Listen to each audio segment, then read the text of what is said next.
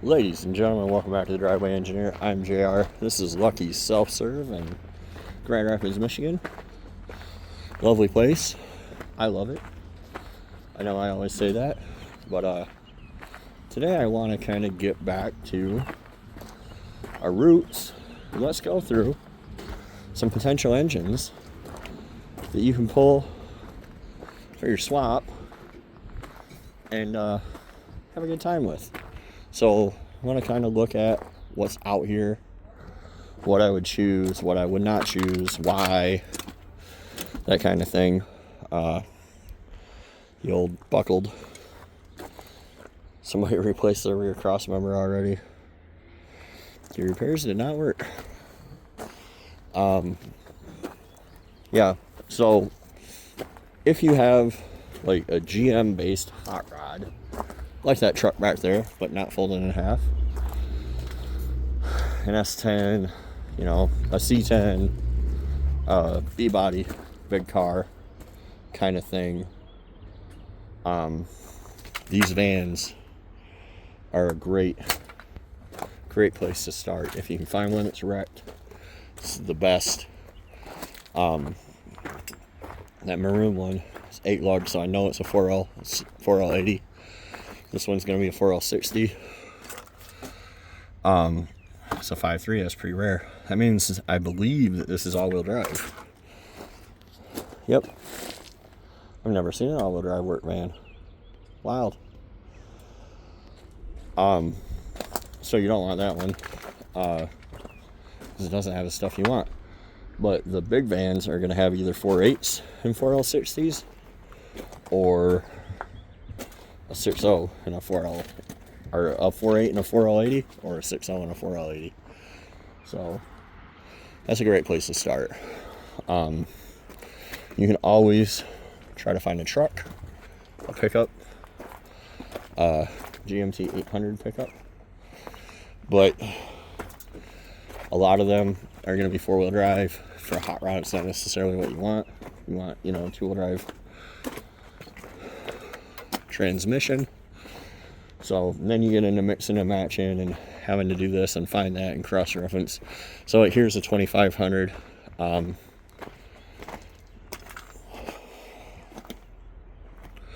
So that's the 317 heads. This is going to be a LQ4. I don't think that I would take this one because somebody's taking the throttle body for starters.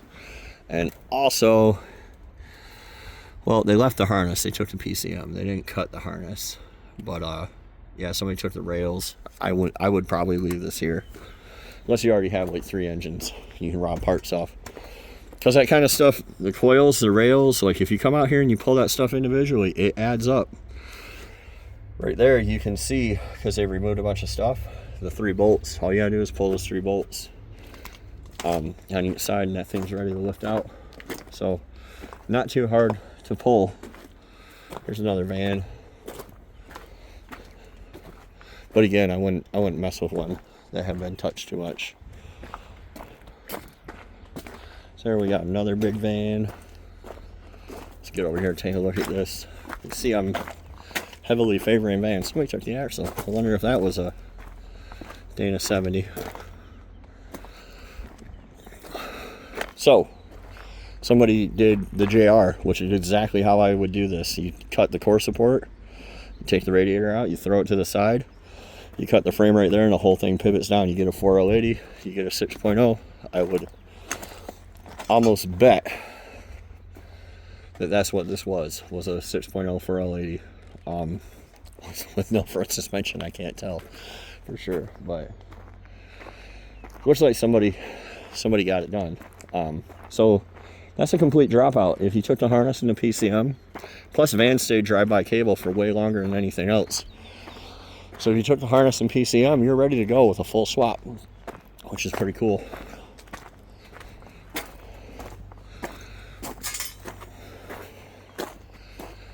Tahoe 6 lug. This is gonna be like a garden variety LM7. And then somebody's rate pit for everything. Leave this here. Suburban, they definitely came and took the heads. These 243 heads are worth about 10 rear wheel horsepower. Don't spend a dime on them. But you won't listen. Spaceship headlights. What's this, a 4.3? Yep, that's why it's untouched.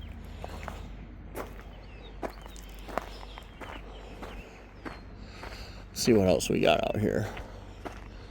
Not as many vans. Oh, there's a van over there. I am noticing a lot of newer trucks. Like a lot. They used to set them. But now they do. Preferred Chrysler. This one, somebody's taking the intake. It might even be laying here. Because people do random shit for random reasons.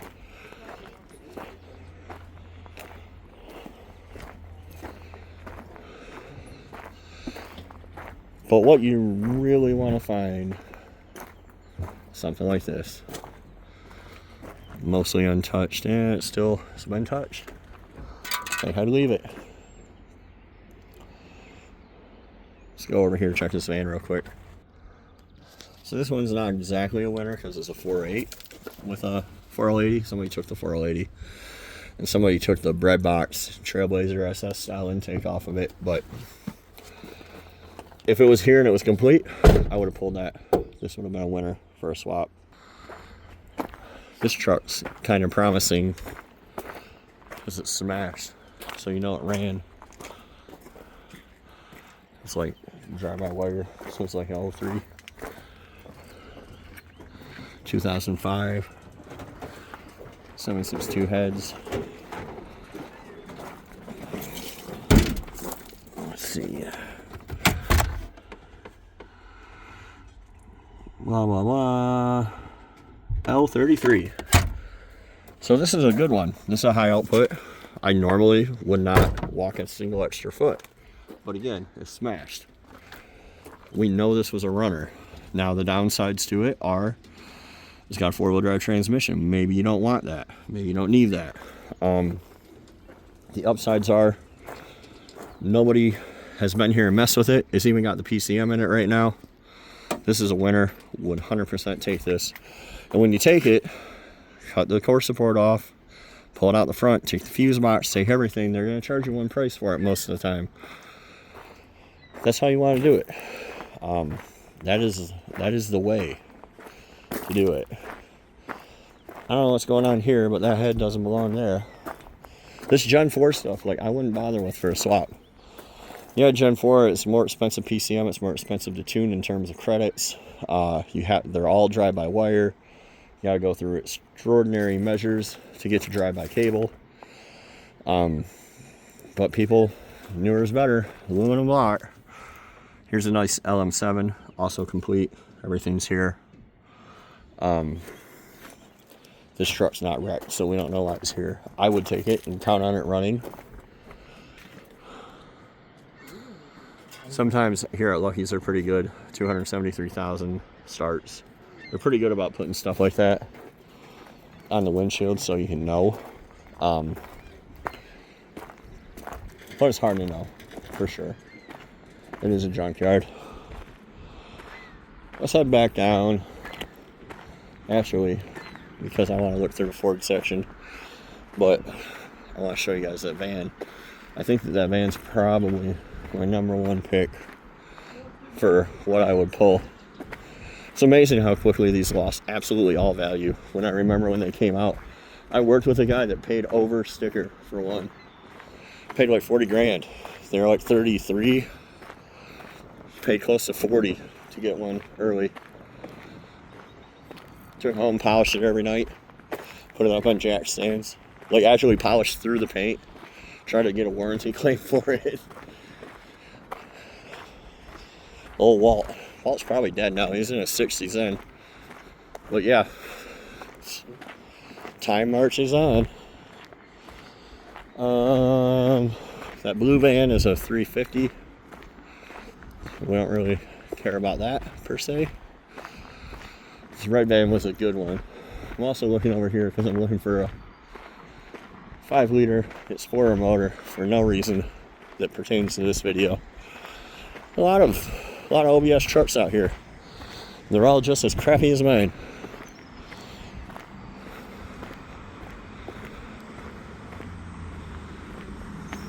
I think these people are done picking over this van. So yeah, this looks like a very good one. There was a couple here looking over this van.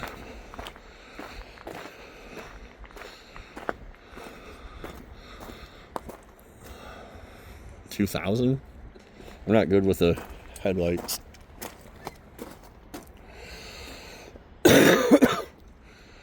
Alright, so this is a small block van. Myth busted. Anyway, I think that's going to wrap it up for me. I think I'm going to wrap it here. Hope you enjoyed walking through the junkyard. Marabera. People who are never going to do shit love to tell me about the Marabera from their couch. You can make 700 horsepower. Okay, but you're not going to. You're never going to do that. Anyway, I'm going to look for 5 liters. That's a story for another video. We'll see you next time on the Driveway Engineer. Thanks for watching.